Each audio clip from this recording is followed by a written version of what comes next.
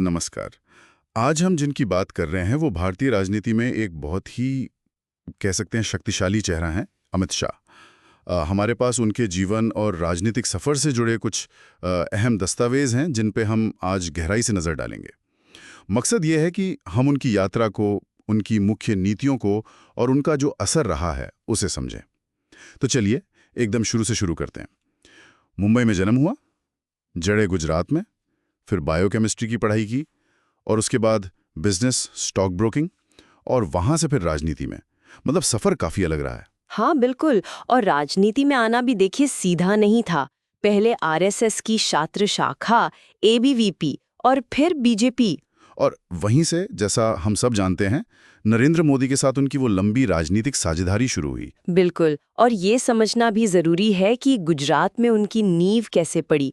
अब विधायक रहे वो सरखेज से, फिर नालनपुरा से। हाँ, काफी लंबे समय तक, 1997 से लेके शायद 2017 तक, है ना? हाँ बिल्कुल।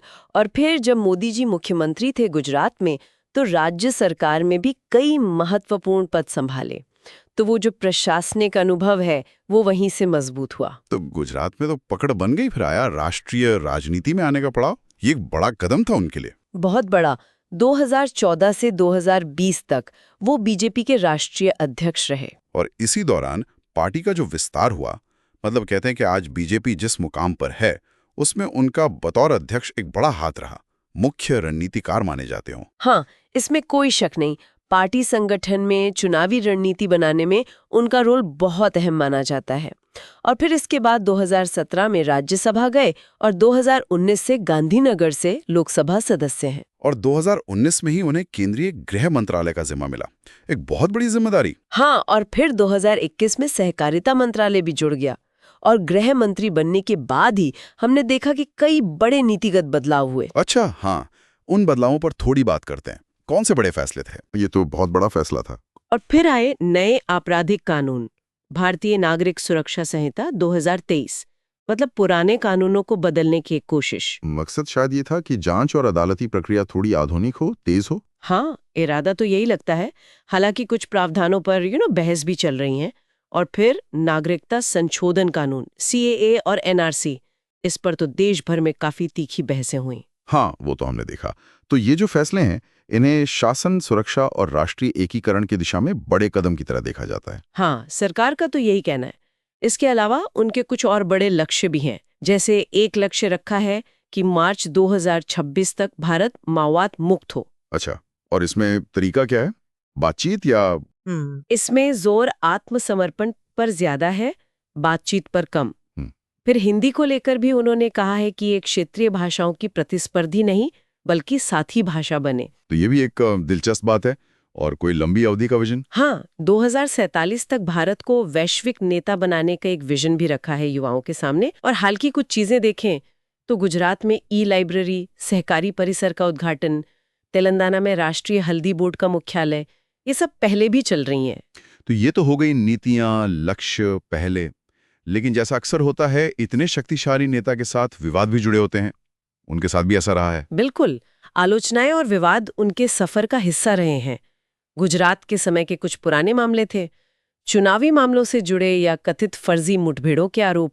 हालांकि ये ध्यान रखना जरूरी है कि अदालतों ने उन्हें इन मामलों में बरी किया है।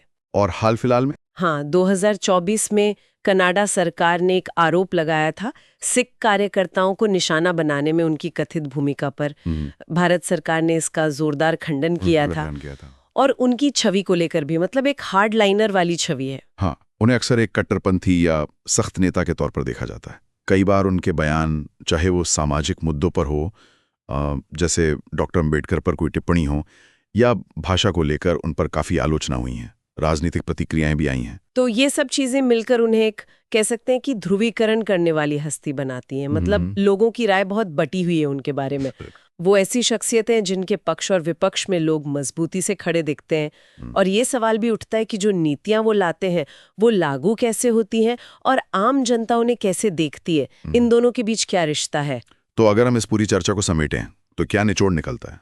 ये तो साफ है कि अमित शाह आज भारतीय राजनीति के शायद सबसे प्रभावशाली लोगों में से एक हैं। हाँ, इसमें कोई दो राय नहीं। नरेंद्र मोदी के सबसे प्रमुख सहयोगी, बीजेपी के मुख्य रणनीतिकार, और देश में बड़े नीतिगत बदलावों को आगे बढ़ाने वाले नेता। और उनकी पहचान कैसे बनती है? देखिए, एक तरफ तो उनकी पहचान है एक ऐसे नेता की जो महत्वाकांक्षी विकास और सुरक्षा योजनाओं को सख्ती से लागू करने के लिए जाने जाते हैं। लेकिन दूसरी तरफ उनका यही सख्त रवैया और जो नीतियां हैं जिन्हें कई बार केंद्रीकरण की ओर झुकावा माना जाता है, वो उन्हें एक विवादास्पद चेहरा भी बनाते हैं और आखिर में श्रोताओं के लिए एक सवाल छोड़ जाते हैं।